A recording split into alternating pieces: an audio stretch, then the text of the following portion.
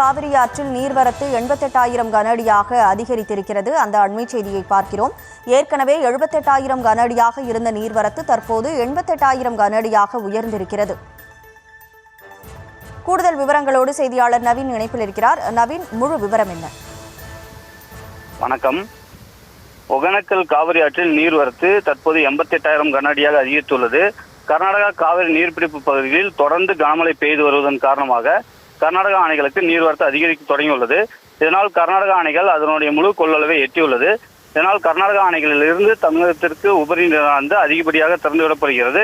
இன்று காலை நிலவரப்படி 50,000 கன அடியாக இருந்த நீர்வரத்து 3 மணி நிலவரப்படி 78,000 கன அடியாக அதிகரித்தது. அதனைத் தொடர்ந்து தற்போது 88,000 கன அடியாக அதிகரித்துள்ளது.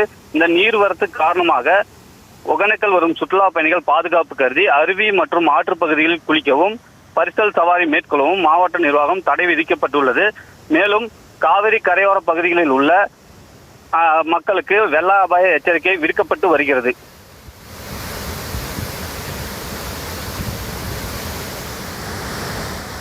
விவரங்களுக்கு நன்றி நவீன்.